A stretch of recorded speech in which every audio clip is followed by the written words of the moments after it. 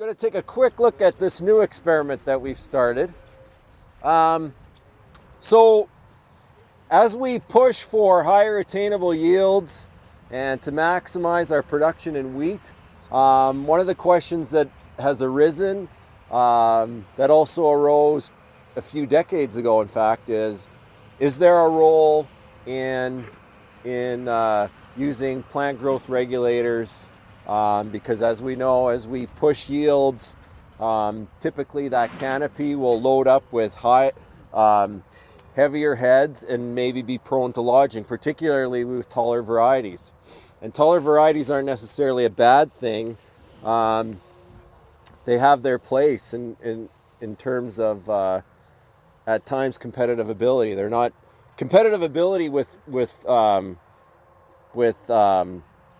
wheat particularly, and barley. It isn't necessarily a height differential that causes that, but usually there's a relationship there. And so with this study in particular, we're doing quite a bit of work with growth regulators right now. In collaboration with John O'Donovan, we're doing quite a bit of work in malt barley with it. And then with the recent registration of a fairly tall variety in winter wheat called Moats, and the subsequent issues with lodging of it last year, which was fairly widespread, probably pretty good time to take a look at growth regulators. And in particular because Syngenta has a product that they're looking at registering in Western Canada, and their first target crop is winter wheat, so the timing is good. And so what we wanted to do, my interest here was rather than look at a range of different growth regulators on a single crop or a single variety, let's also incorporate that gene that actually controls height, the RHT gene. And so what I did is I pulled 2 cultivars from winter wheat. One here is Flourish, which has the RHT gene. And so that's going to control the height and wouldn't necessarily need a crop growth regulator. The other is Moats, which is a fairly tall variety that just came out, and it would be one that might be compatible with a growth regulator. And then just to really have a good look at how it can restrict heights, at the far end there, we've included a fall rye. And it's all using trinexapac, which has a brother chemistry in the US called Palisade, which is used widely.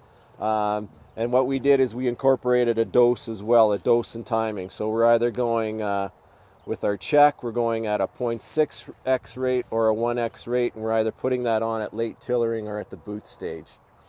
So with the winter wheat, I don't know if we probably haven't applied our last one. Have we? The pre-boot? Sorry, at the pre-boot stage, Ken? Well, you can probably see for yourself if you're seeing any differences. We'll head this way and take a look. We don't expect to see any differences with Flourish. Everything's been applied? Okay.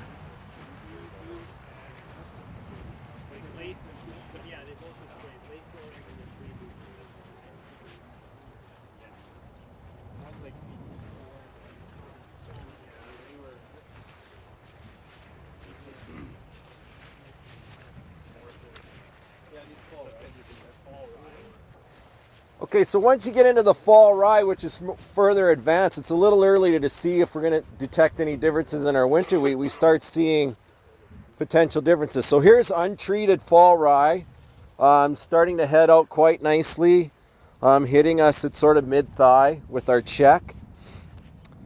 But with the crop growth regulator at the 1x rate, we can see we've made a difference there. And the interesting thing, we don't have data yet on our winter wheat, but what John O'Donovan's reporting with his barley is you're obviously affecting the canopy, which in the case of barley is mitigating lodging, but it is translating into a yield and quality benefit. Obviously, if it falls over and you can't pick it up, you've lost yield, but there's also a quality aspect too. So it'll be interesting to see how we affect the yield components in addition to just the height with this.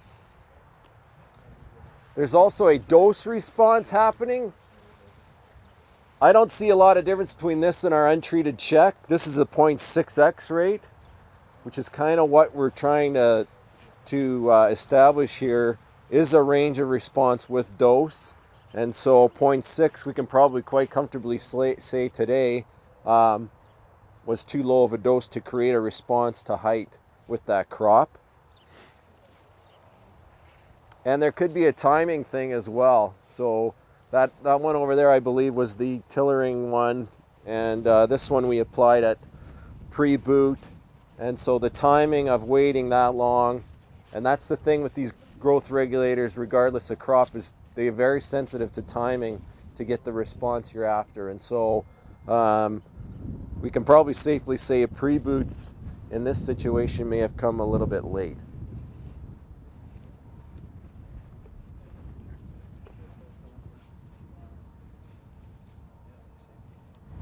Questions?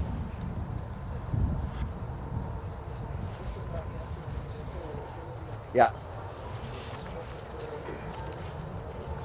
Well, I'm not sure when they would. They've got their own data they're trying to generate. They'll use this as well.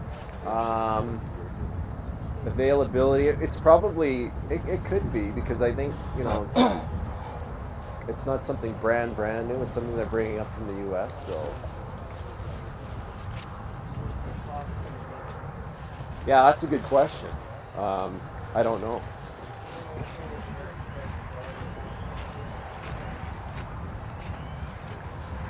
That will be the question.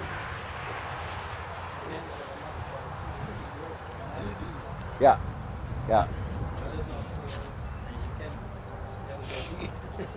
No, and Palisade is what they use in the US. It's similar but slightly different. So yeah, good. Yeah. So we'll be doing stem dissections and then also having a look at the yield components to see how it's affecting the stem wall thickness and that sort of thing, and how it actually affects the yield components as well. So. Trials are just on small plots.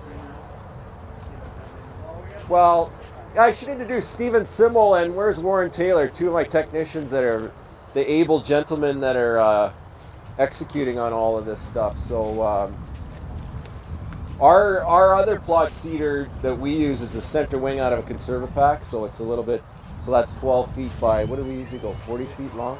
40, 50 feet long. So you get a pretty good sense of what's going to happen in the real world when you start using and scaling up to that size of a plot. That's why we like to use that in our agronomy experiments.